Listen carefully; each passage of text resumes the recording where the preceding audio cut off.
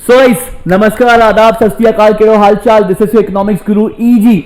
आज मैं आपके लिए क्या लेके आया हूं सर? आज बताओ क्या लेके आया आपके लिए, क्या लेके आया बेटा? आज मैं आपके लिए इकोनॉमिक्स के लिए ऐसे 10 क्वेश्चन लेके आया हूं। मैक्रो में आपको लगाने ये 10 क्वेश्चन और आईडी में आपको लगाने 10 क्वेश्चन। जहां आपने लगाए 10-10 क्वेश्चन मैक्रो और आईडी में, तो सर होगा क्या इससे बेटा? अब की बार 100 की नैया पार।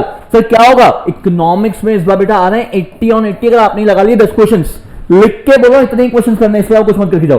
सर नहीं आया तो एग्जाम में क्या होगा? मैं बेटा क्वेश्चंस नहीं टॉपिक बता रहा हूं। आपने ये टॉपिक बिल्कुल ईमानदारी से कर लिया, बिल्कुल घोट के पी लिया ना। मैं वापस रिपीट कर रहा हूं एक चीज, बेटा कंसेप्ट बेस्ड जाना है। आपने रट के इकोनॉमिक्स में कुछ भी जाना है, रट के जाओगे आपका बिल्कुल भला नहीं होगा। आपको concept based, case study based सारी चीजें, कंसेप्चुअल चीजें पढ़ के जानी है। और उसके बाद अगर मार्क्स नहीं है तो जो आप बोलोगे वो मैं करूंगा। आपका इजी भाई देख लेगा उसके बाद। तो यहां देखते बेटा, मैक्रो इकोनॉमिक्स से कौन से क्वेश्चन करने हैं? मैक्रो इकोनॉमिक्स में आपका फोकस 1 मार्क्स बेटा आपको ये 10 मार्क्स देंगे करीबन। और ये 10 मार्क्स सब मिलेंगे कैसे? ठीक है, 1 मार्कर्स में बेसिकली जितना मेरा एनालिसिस चल रहा है, 1 मार्कर्स मेजरली क्वेश्चन बीओपी से पूछा गया। ठीक है, 10 में से 4 क्वेश्चन मेजरली बीओपी से बन सकते हैं। और सर बीओपी में कहां से? बीओपी में आपका करंट अकाउंट और कैपिटल अकाउंट से क्वेश्चन बन रहे हैं, जिसमें आपको डेबिट साइड क्रेडिट साइड के अच्छे से लॉजिक पढ़ के जाना है और आपको कैश रिजर्व्स के लॉजिक पढ़ के जाने हैं। सबसे इंपॉर्टेंटली 1 मार्कर में कोई रोल प्ले करेगा तो वो बीओपी रोल प्ले करेगा। बीओपी का current account, capital account, debit side, credit side and cash reserves. Cash अगर बढ़ेगा तो क्या, कैश अगर कम होगा तो क्या, इसके ऊपर आपको पूरी लॉजिक पढ़ के जाना है। उसके बाद 1 मार्कर्स में क्या देखना है? उसके बाद आपको 1 मार्क्स में value of MPC, APC, MPS and APS. उसके बाद कैलकुलेट द वैल्यू ऑफ के, ये भी बहुत इंपॉर्टेंट रोल प्ले करेगा इस बार 1 मार्कर्स में। उसके बाद मनी एंड सेंट्रल बैंक। यहां से आपको कुछ भी क्वेश्चन आ जाए तो आप आसानी से आंसर कर सकते हो। बट हो सकता है इस बार सेंट्रल बैंक में जो अपडेटेड रिपोर्ट रेट आया हुआ है, तो ये अपडेटेड रिपोर्ट रेट के ऊपर भी 1 मार्क्स बन सकता है। तो एक बार अपडेटेड रिपोर्ट रेट आपको चेक करना है। नेक्स्ट एक क्वेश्चन बन सकता है 1 मार्कर में, if the AD is greater than AS, तो उसका इकोनॉमी पे क्या इंपैक्ट होगा, उसके ऊपर ऐसा कोई क्वेश्चन बन सकता है। तो एडी एएस, एग्रीगेट एडी और एग्रीगेट एएस को आपको छोड़ना नहीं है। उसके बाद सेंट्रल बैंक की बात करते हैं। सर सेंट्रल बैंक में इस बार क्या पूछेगा? सेंट्रल बैंक में अपडेटेड रिपोर्ट रेट 3 और 4 मार्क का क्वेश्चन यहां से बन सकता है अपडेटेड रिपोर्ट रेट के ऊपर। अगर रिपोर्ट रेट आरबीआई ने चेंज किया हुआ तो इसका इकोनॉमी पे क्या इंपैक्ट होगा, और बिल्कुल रिपोर्ट रेट लिख के आएगा, बंदे का नाम लिख के आएगा, गवर्नर का नाम लिख के आएगा, जो भी चेंजेस आए हैं रिपोर्ट रेट को लेके, और इसका जितना भी रिलेशन इकोनॉमी को और मनी सप्लाई को लेके इसका जितना भी रिलेशन है, तो इसके ऊपर आपने केस बेस्ड क्वेश्चन करके जाना है। नेक्स्ट गवर्नमेंट बजट की बात करते हैं। सर गवर्नमेंट बजट से मैक्सिमम क्या पूछ लेगा? गवर्नमेंट बजट से हाई चांसेस ऑफ न्यूमेरिकल इस बार बन रहे, 2-3 साल से अच्छे से न्यूमेरिकल पूछा नहीं है, तो हाई चांसेस है इस बार कि गवर्नमेंट बजट से न्यूमेरिकल पूछ ले। अगर न्यूमेरिकल नहीं पूछा तो इसके जो नए बजट आया हुआ है, बजट के इंपैक्ट प्रोबेबली पूछ सकता है इस बार, बजट का क्या इंपैक्ट होगा। बजट में ऐसे बहुत सारे चेंजेस आए हैं, एजुकेशन सेक्टर में चेंजेस आए हैं, इंफ्रा में चेंजेस आए हैं, तो इसका इकोनॉमी पे क्या इंपैक्ट होगा। तो बजट के आपको फिगर्स दिए होंगे केस बेस, उसका इकोनॉमी पे करंटली क्या इंपैक्ट है, डिमांड पे उसका क्या इंपैक्ट होगा, इन्फ्लेशन पे उसका क्या इंपैक्ट होगा, डिफ्लेशन पे उसका क्या इंपैक्ट होगा, वो सारी चीजों के ऊपर यहाँ पे क्वेश्चन बन सकते हैं। उसके बाद बहुत सारे बच्चे बोलते हैं sir foreign exchange rate syllabus से रिलेटेड है। बहुत सारे बच्चों का बोलना है ऐसा sir foreign exchange rate syllabus से रिलेटेड है, तो फिर क्या किया जाए? बेटा फॉरेन एक्सचेंज रेट सिलेबस से रिलेटेड नहीं है, ये गलती बिल्कुल मत करना कि हम लोग फॉरेन एक्सचेंज रेट छोड़ के जा रहे हैं। तो फॉरेन एक्सचेंज रेट आपने छोड़ना नहीं है बेटा। फॉरेन एक्सचेंज रेट इस साल आपको 4 मार्क्स देगा।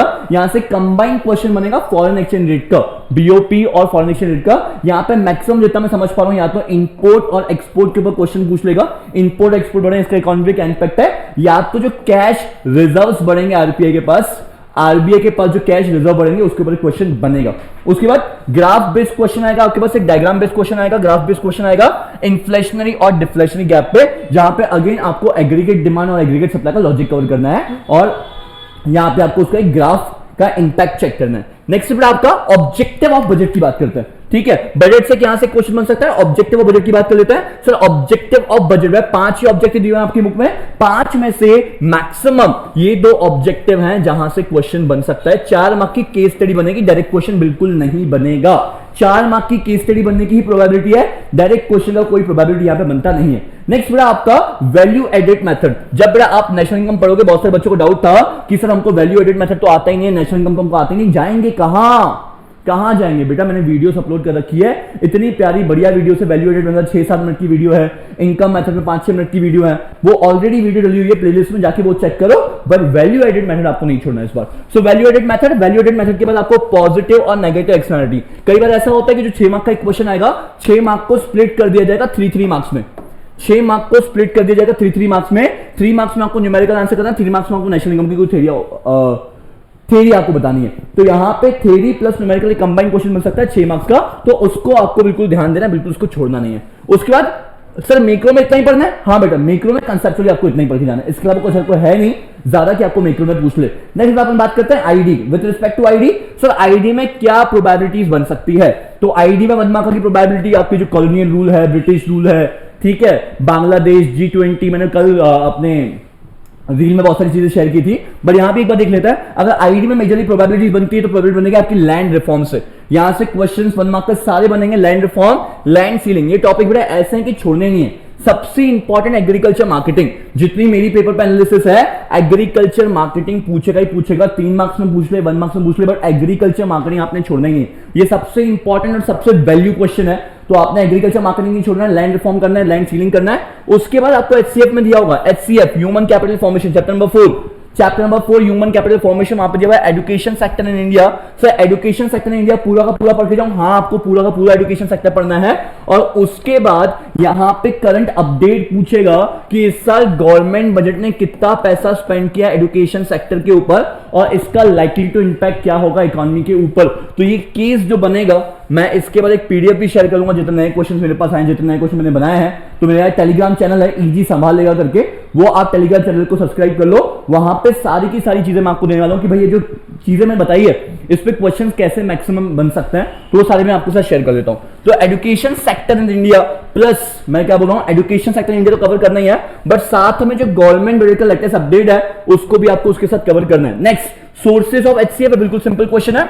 4-5 जगह गवर्नमेंट ने खर्चा किया हुआ सोर्स ऑफ अपन एचसीएफ की बात करें तो expenditure on education, expenditure on health, migration, on job training, of job training. तो ये क्वेश्चन आपने कवर करना है। सर ये क्वेश्चन पूरा का पूरा पूछेगा? नो, आंसर इज नो, ये क्वेश्चन पूरा का पूरा नहीं पूछेगा। इसके ऊपर भी कोई भी एक सोर्स उठाया जाएगा जिसके ऊपर केस स्टडी बनती है बेटा, जिसके ऊपर केस स्टडी बन सकती है। उसके बाद इंपॉर्टेंटली बेटा आईपीसी से इंडिया पाकिस्तान चाइना वाला चैप्टर।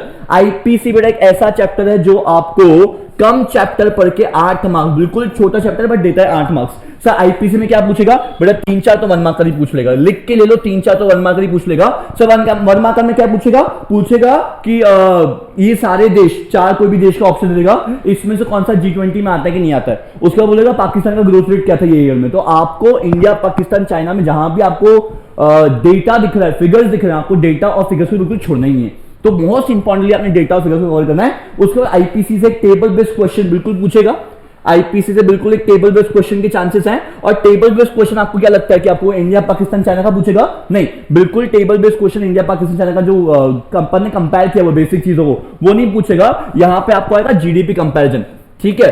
आपने प्रोपोर्शन ऑफ पॉपुलेशन कितना दिया हुआ है, proportion of population versus GDP indicator, proportion of population versus GDP growth rate. यहां पे क्वेश्चन बन जाएगा भाई इतना प्रोपोर्शन ऑफ पॉपुलेशन दिया हुआ है और इतना ग्रोथ रेट, तो तीनों कंट्रीज के आपको ग्रोथ रेट कंपेयर करने के लिए क्वेश्चन बोलेगा, टेबल बेस्ड क्वेश्चन। उसके बाद एलिमेंट्री एजुकेशन पे आपको फोकस करना है, बिकॉज अभी इस साल के बजट में एलिमेंट्री एजुकेशन भी था, तो एलिमेंट्री एजुकेशन के ऊपर आपको फोकस करना है। Global warming, sustainable development, global warming आपने कवर करना है, सस्टेनेबल डेवलपमेंट। यहां पे बड़ा एक पिक्चर बेस्ड क्वेश्चन बन सकता है। ग्लोबल वार्मिंग पे भी आपको एक पिक्चर बेस्ड क्वेश्चन ही बनेगा, तो आपको पिक्चर बेस्ड क्वेश्चन बिल्कुल छोड़ने नहीं है। तो ये पिक्चर बेस्ड क्वेश्चन हम लोग लाएंगे कहां से? सेम टेलीग्राम पे मेरा चैनल है, आप जाओ उसको सब्सक्राइब करो, वहां पे मैं बहुत सारी लेटेस्ट अपडेट डालते रहता हूं, तो जो भी रिक्वायर्ड होगा मैं सारी चीजें वहां भी पोस्ट करते रहूंगा। नेक्स्ट इज आपका ग्रीन डेवलपमेंट।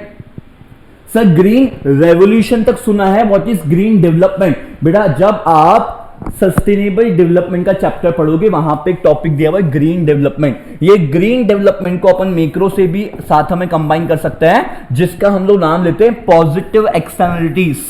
आपको याद होगा पॉजिटिव एक्सटर्नलिटीज। तो ये दोनों लॉजिक्स को यहां पे कंबाइन किया जा सकता है। बड़ा अब तक मैं को जितना समझ में आ रहा है, अब तक आपको ये यूट्यूब पे किसी ने नहीं बताया होगा कि ये ग्रीन डेवलपमेंट को मैक्रो के साथ, आईडी को मैक्रो के साथ मिक्स किया जाएगा। बिल्कुल मिक्स किया जाएगा, बिकॉज पेपर आपका ही है, ठीक है। ऐसा नहीं कि बिल्कुल मैक्रो को अलग रखेंगे, आईडी को अलग रखेंगे, कहीं भी कुछ भी मिक्स हो के पेपर बन सकता है। तो ये पूरी प्रोबेबिलिटी की ग्रीन डेवलपमेंट और मैक्रो के ऊपर कुछ तो भी कंबाइन करके आपको क्वेश्चन बना जाए। एंड लास्ट बेटा आपके एम्प्लॉयमेंट बेस्ड, एम्प्लॉयमेंट पे आ सकती है। फॉर एग्जाम्पल बहुत सारे इंप्लॉइज को कंपनी से निकाल दिया, तो एक पिक्चर बेस्ड क्वेश्चन बनेगा। एक फैक्ट्री है, वो फैक्ट्री ऐसे पलट रही है, तो वहां से इंप्लॉइज गिर रहे हैं और टूवर्ड्स या तो वो खेती बाड़ी करने जा रहे हैं या तो वो हाथ मजदूरी कर रहे हैं, तो इसका आंसर है कैजुअलाइजेशन ऑफ वर्कफोर्स। जब लोग अपना रेगुलर काम छोड़ के हाथ मजदूरी करते हैं, कैजुअल काम करने लगते हैं, तो एक पिक्चर भी आएगा बिल्कुल ऐसे फैक्ट्री से लोग गिर रहे हैं, निकल के जा रहे हैं। तो आप इमेजिन कर लो मैं क्या बोलने की कोशिश कर रहा हूं। तो यहां पे ऐसे क्वेश्चन बन सकते हैं जो आपको देगा करीबन 4 मार्क्स। और यहां पे एक और क्वेश्चन मेरे हाथ से छूट गया शायद, जिसको हम लोग बोलेंगे जॉबलेस ग्रोथ। तो जॉबलेस ग्रोथ पे पिक्चर बेस्ड क्वेश्चन बन सकता है, जॉबलेस ग्रोथ भी क्वेश्चन बन सकता है आपका अच्छे से। तो यहां पे आपको जॉबलेस ग्रोथ को भी कवर करना है। अगर बेटा अपन इतना भी कवर करते हैं इसको अच्छे से कंसेप्चुअली बेस्ड, केस बेस्ड, हर तरीके से, मतलब सर ऐसा नहीं है पूरी बुक पढ़ के जा रहा हूं, किसी काम की नहीं है। मैं हमेशा अपने बच्चों को एक ही चीज समझा रहा हूं बेटा शुरू से, कि 500 पन्ने की बुक को आप 100 बार नहीं पढ़ सकते हो, बट 50 पन्ने की बुक को आप 100 बार पढ़ सकते हो। तो जो आपकी 500 पन्ने की बुक है उसको कन्वर्ट करो शॉर्ट नोट्स बना के 50 पन्नों की बुक में। सिलेबस इतना ही है, अगर पढ़ने के लिए देखा जाए तो बिल्कुल इतना ही है, पर हम लोग उसको टेंशन लेके ये भी कवर कर ले, वो भी कवर कर ले, इसके क्वेश्चंस उसके क्वेश्चंस, एक्स वाई जेड, इतना करने की नीड ही नहीं है। ये इतने क्वेश्चंस करो, कंसेप्चुअली बेस करो, दिमाग लगा के करो, और पेपर पूरा केस बेस है। यहाँ पे आईक्यू खिलेगा बेटा। आपको लिखना, आपका प्रेजेंटेशन बहुत मैटर कर जाएगा। 3 घंटे का एग्जाम, प्रेशर मैटर करेगा। आप कितना पढ़ के, कोई फर्क ही नहीं पड़ता बेटा। सब लोग एग्जाम में सब लोग पढ़ के आते हैं। आपने क्या करना है, जो मैं पढ़ के आया हूं ना, मैं कॉन्फिडेंट हूं कि भैया ये मुझे आता है और मुझसे बेहतर किसी को नहीं आता। उसके बाद लिखना, जो मैं लिख रहा हूं, आई शुड बी कॉन्फिडेंट कि भाई मैं क्या लिख रहा हूं। अपन अगर वैसा काम किया, आपका पेपर इस बार आपको 80 on 80 लाने से बेटा कोई नहीं रोक सकता। तो लास्ट खत्म करता हूं चीजों को, अब की बार 100 की नहीं, आप पार इतने क्वेश्चन लगाओ और खत्म करो, बाकी तुम्हारा इजी भाई संभाल लेगा। वादा करता हूं इस बार पक्का लाइव लूंगा। हो सकता है जितने भी दिल्ली वाले स्टूडेंट बैठे हुए, हो सकता है दिल्ली में ऑफलाइन एफटीआर लूं इस बार। पूरी प्रोबेबिलिटीज बन रही है मेरी दिल्ली में ऑफलाइन एफटीआर लेने की। बहुत जुगाड़ लगा आप लोगों के लिए। हो सकता है कि इस बार दिल्ली में ऑफलाइन एफटीआर लूं, और अगर ऑफलाइन एफटीआर नहीं हो पाए नागपुर में, हर साल ऑफलाइन लेता ही हूं मेरी सिटी में नागपुर में, तो मैं आपको बिल्कुल इस बार ऑनलाइन पूरा लाइव करवाऊंगा।